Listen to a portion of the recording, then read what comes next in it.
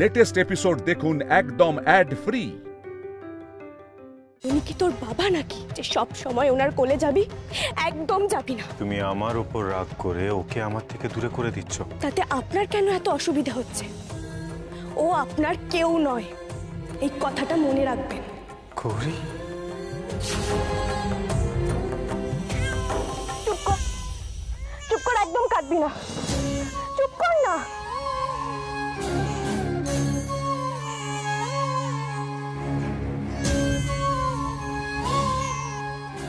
কার জন্য কাঁদছিস? হ্যাঁ বল আমাকে, কার জন্য কাঁদছিস? যে নিজেকে তোর বাবা বলে পরিচয় দিতে চায় না, তার জন্য? তার কাছে যেতে বারবার লজ্জা করে না তোর? যখন সবাই আমাকে এত অপমান করছিল, এত লাঞ্ছনা করছিল, তখন তো চুপচাপ দাঁড়িয়ে দাঁড়িয়ে দেখছিল। আর তার কাছে যাওয়ার জন্য তুই পাগল হচ্ছিস। তুই ওর কাছে আর কখনো যাবি না, বুঝেছিস? ও একটা বাজে লোক, আর যাবি না তুই কখনো।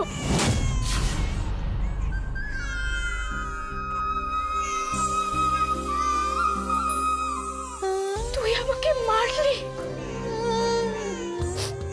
মারবি তো তুই। দেখো তো ওই লোকটাই তোর আপন, আমি তো কেউ না।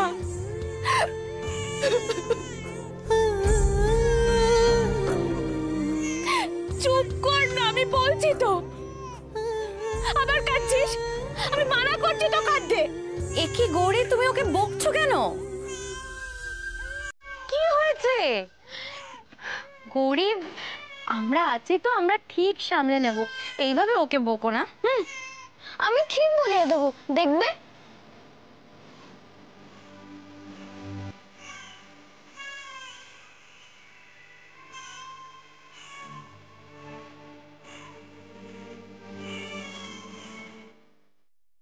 তুই যতই কাঁদিস আর আমাকে মারিস না কেন, তোকে আমি ওই লোকটার কাছে যেতেই দেব না।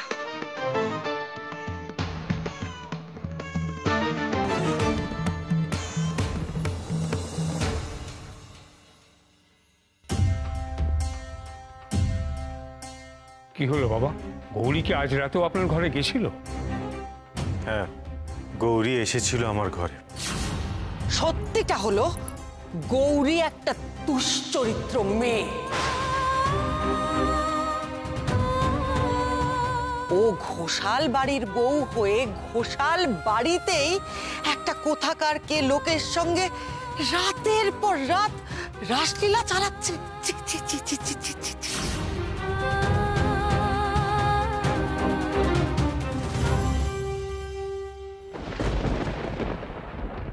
খুব কান্নাকাটি করেছে নিশ্চয়, কেঁদে কেঁদে চোখ মুখ একেবারে ফুলিয়ে ফেলেছে। গৌরী,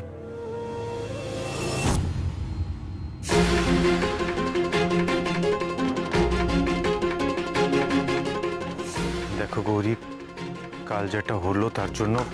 নীলা দিদি, মেজো কাকিমণি, কোথায় তোমরা? শিগগির এসো। কি হলো? হঠাৎ সবাইকে ডাকছো কেন? কি হলো নীলা দিদি? কি হলো গৌরী, ডাকছো কেন? কি হয়েছে? মৃত্যুঞ্জয় বাবার বোধহয় কোনো দরকার আছে, তোমরা শুনে নাও।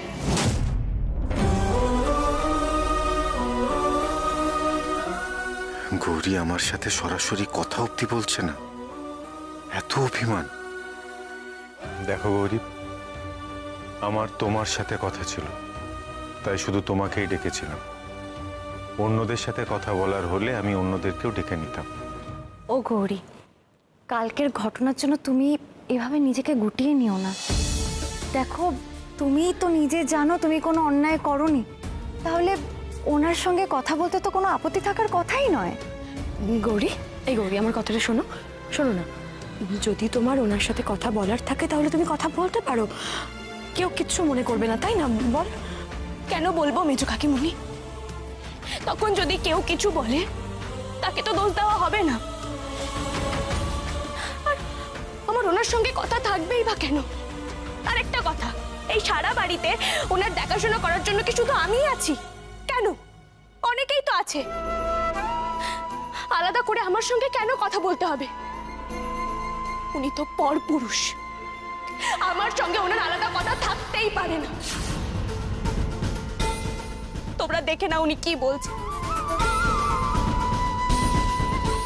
গৌরী গৌরী গৌরী কি মুশকিল গৌরী।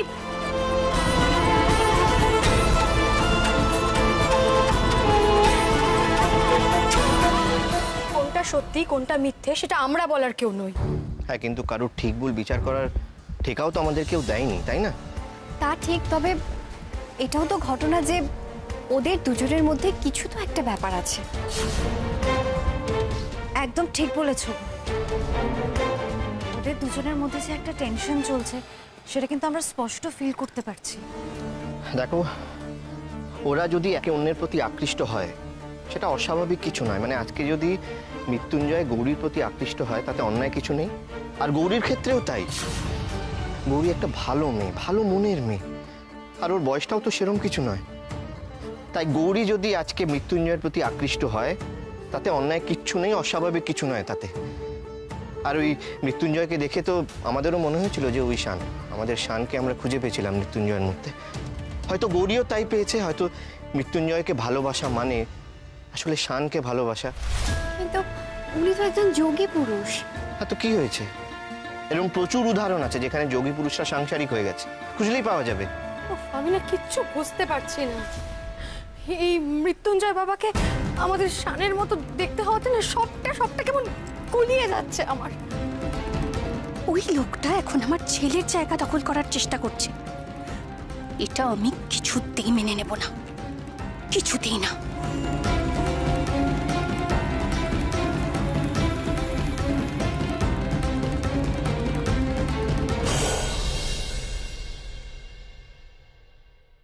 মেয়েটাকে বড্ড দেখতে ইচ্ছে করছে। গৌরী আজ সারাদিন একবার মেয়েকে আমার কোলে দেওয়া তো দূরে থাক, আমার দিকে একবার ফিরেও তাকায়নি। একবার গিয়ে দেখি তোরা কি করছে। দেখেছো মেজো কাকিমণি, কখন থেকে ঘুম পাড়ানোর চেষ্টা করছে কিন্তু কিছুতেই ঘুমাচ্ছে না। দুষ্টু হয়েছে প্রচন্ড। একদিকে ভালো, বাচ্চারা ঘুমিয়ে পড়লে না বাড়িটা কেমন শান্ত শান্ত লাগে। আজ আমি নিজের ঘরে নিজেই ঢুকতে পারছি না।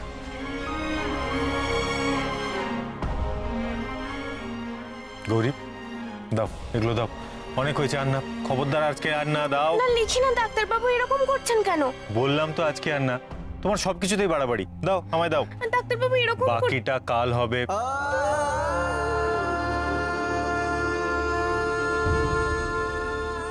এই আরবটা গাছ দিয়ে তৈরি শ্বাসের সমস্যায় খুব ভালো কাজ দেয়, আপনি এক্ষুনি ঠিক হয়ে যাবেন।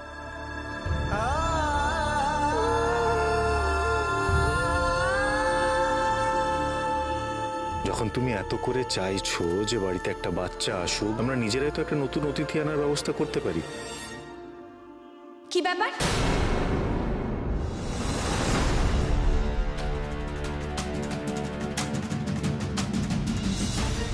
কোথায় যাচ্ছেন আপনি? কি ভেবেছেনটা কি বলুন তো? যখন তখন যার তার ঘরে চলে যাওয়া যায়? আশ্চর্য তো আপনি।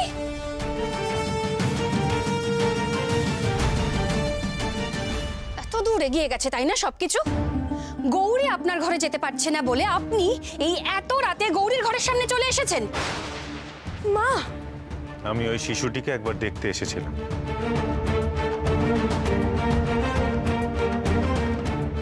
আমি জানতাম না এই বাড়িতে আমার কোনো ঘরে যাওয়া আসা করার কোনো বিধিনিষেধ আছে। আমি তো এর আগেও আপনাকে বলেছি যে আমার মেয়ের কাছে আপনি আসবেন না। ওর সঙ্গে আপনার কোনো রক্তের সম্পর্ক নেই। তাও কেন বারবার ছুটে আসছেন ওর কাছে? শুধু রক্তের সম্পর্ক থাকলেই কি স্নেহ, মায়া, মমতা এসব আসে? যদি তাই হতো তাহলে এক ভক্ত আপনার সাথে দেখা করতে এসেছে, বলছে খুব দরকার। ও চলো। এই নাকি এক যোগী বাবার অবস্থা। ধরা পড়ে নিজের সম্মান বাঁচাতে স্নেহ, মায়া, মমতা কত কি গল্প শুনিয়ে গেল। আমার তো মনে হয় যে গৌরী নিজেই লোকটাকে এখানে ডেকে এনেছে। এখন ধরা পড়ে গিয়ে নাটক করছে। এসব তুমি কি বলছো মা? দিদি তোমার কথা ভুল হচ্ছে নিশ্চয়ই। তুমি আমার কোনো ভুল হচ্ছে না। শোন গৌরী, আমি না সব কিছু লক্ষ্য করি। তুই যেটা করছিস সেটা অন্যায়, আর আমি অন্তত এই অন্যায়টা কিছুতেই মেনে নেব না, কিছুতেই না। মা, দিদি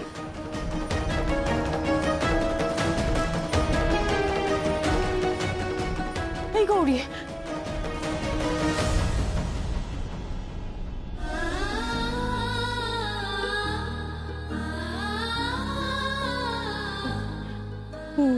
গৌরী, এই গৌরী শোনো না, তুমি দিদির কথায় কিছু মনে করো না। আসলে না এই শৈলমা দিদির মাথাটা খাচ্ছে। শুধু মা নয় গো, বাড়ির সবাই আমাকে ভুল বুঝছে, ভাবছে আমি অন্যায় করছি, কিন্তু তাদের ভাবনাটা সত্যি নয় গো। সত্যিটা তবে কি গৌরী? আমাদেরকে বলো, আমরা তোমাকে বিশ্বাস করি। সত্যিটা কি সেটা তো আমিও সম্পূর্ণ জানি না, সেজন্য বলতে পারছি না। এই গৌরী, তুমি কি বলছো বলো তো? আমরা তো কিছুই তোমার কথা বুঝতে পারছি না।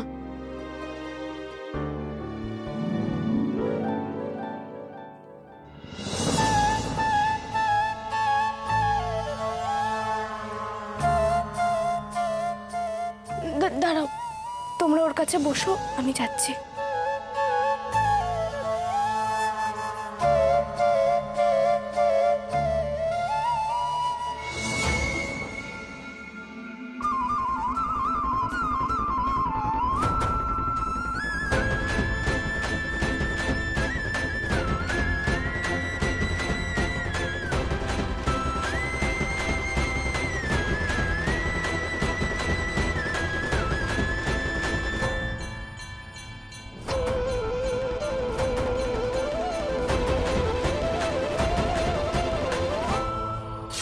এটা কি কল রেকর্ডসটা? 1 মিনিট দাঁড়াও।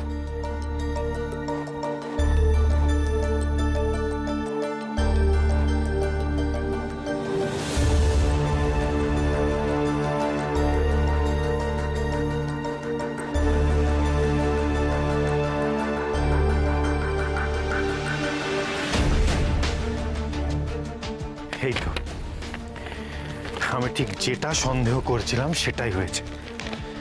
এটা আমাদের কাছে একটা খুব বড় প্রমাণ হয়ে থাকবে। আমরা আমাদের উদ্দেশ্যের দিকে আরো কয়েক পা এগিয়ে গেলাম।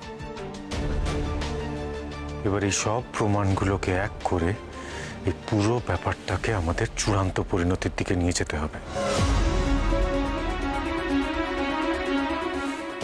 তোমাদের সকলকে অনেক ধন্যবাদ।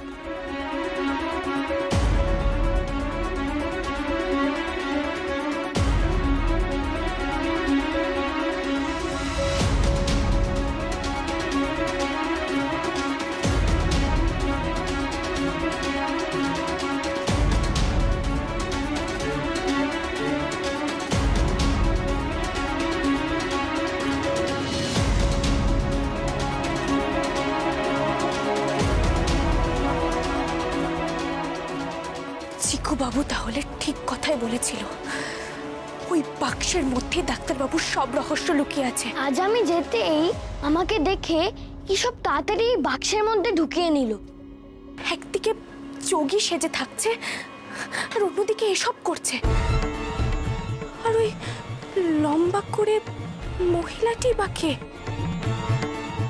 আমাকে সবটা জানতেই হবে, আমাকে জানতেই হবে ডাক্তারবাবু ওসব জিনিসপত্র নিয়ে কি করছে। তাহলেই আমি আমার সব প্রশ্নের উত্তর পাবো।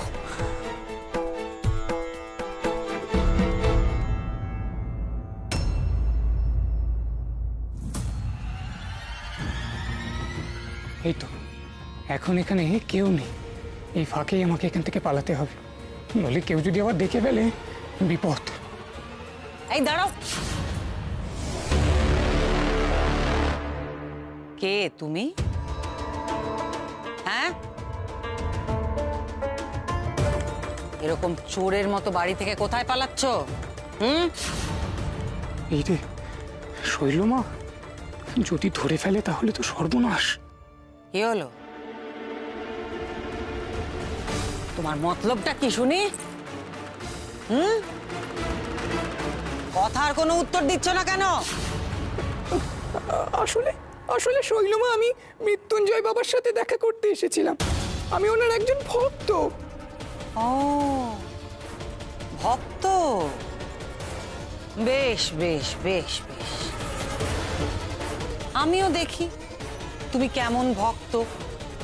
ঘোমটাটা সরাও তো দেখি। আমিও দেখি কেমন ভক্ত যে বাড়ি থেকে লুকিয়ে লুকিয়ে বেরোতে হয়, ঢুকতে হয়। ঘোমটাটা সরাও দেখি। ঘোমটা যদি এখন সরিয়ে ফেলি, শৈলমা দেখে ফেললে আমাকে এখানেই শেষ করে ফেলে দেবে। কি বিড়বিড় করছো তখন থেকে? বলছি না ঘোমটাটা সরাও। আয় ঘোমটা সরাও, সরাও ঘোমটা সরাও। ও আমার বউ। কে রে?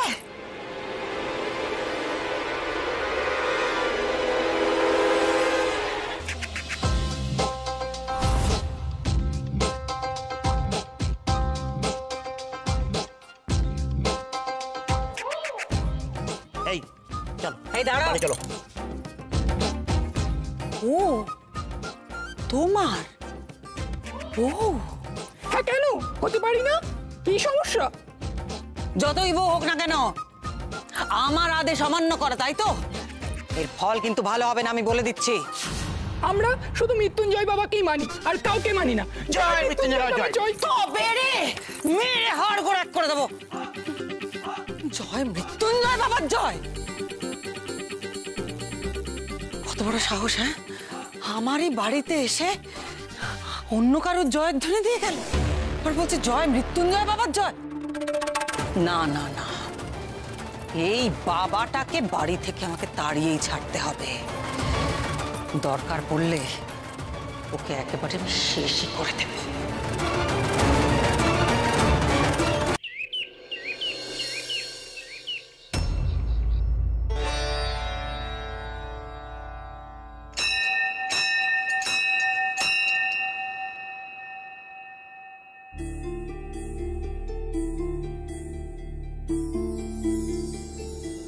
মা গো, কাল তুমি আমাকে সংকেত দিয়েছো মা।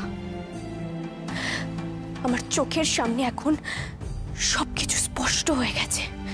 আমি স্পষ্টভাবে বুঝতে পারছি যে ডাক্তারবাবু কিছু একটা করার চেষ্টা করছে, যার জন্য নিজের পরিচয় পর্যন্ত গোপন করছে। জেদ ধরে বসে আছে, কাউকে নিজের পরিচয় দেবে না, এমনকি আমাকেও না। আমার সঙ্গেও লুকোচুরি খেলছে। কিন্তু তুমি তো জানো মা, জেদের ব্যাপারে আমার সঙ্গে কেউ পেরে ওঠে না, কারণ আমি তোমার মেয়ে। যতক্ষণ না পর্যন্ত আমি ডাক্তারবাবুর মুখ দিয়ে সত্যিটা স্বীকার করাবো, ততক্ষণ আমি শান্ত হব না। দেখি ডাক্তারবাবু আমাকে কতক্ষণ এড়িয়ে যেতে পারে।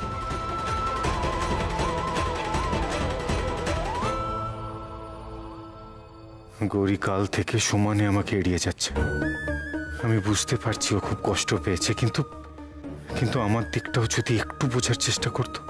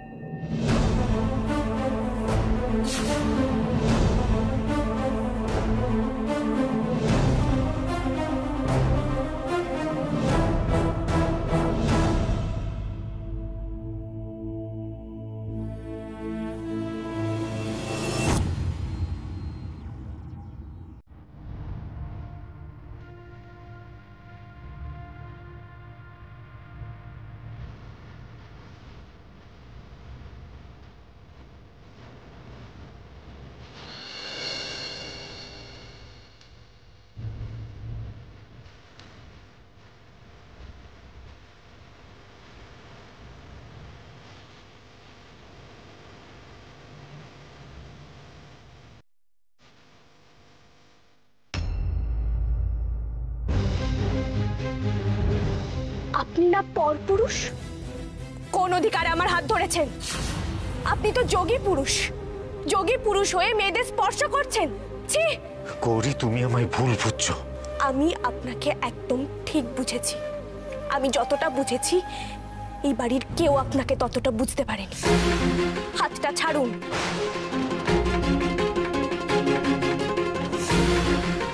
আমি বলছি তো হাতটা ছাড়ুন। কেউ দেখলে চরম অশান্তি হবে, ছেড়ে দিন। গৌরী, তুমি কেন বুঝতে পারছো না? আমি এখানে শুধুমাত্র তোমার জন্য এসেছি।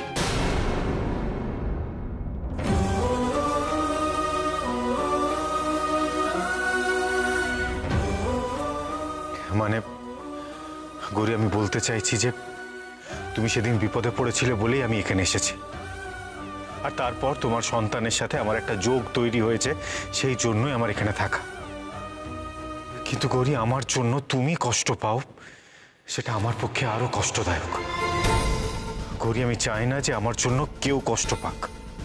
আপনি যদি এভাবে মিথ্যে পরিচয় নিয়ে বাঁচেন তাহলে আমাকে আর আমার সন্তানকে কষ্ট ছাড়া আর কিছুই দিতে পারবেন না।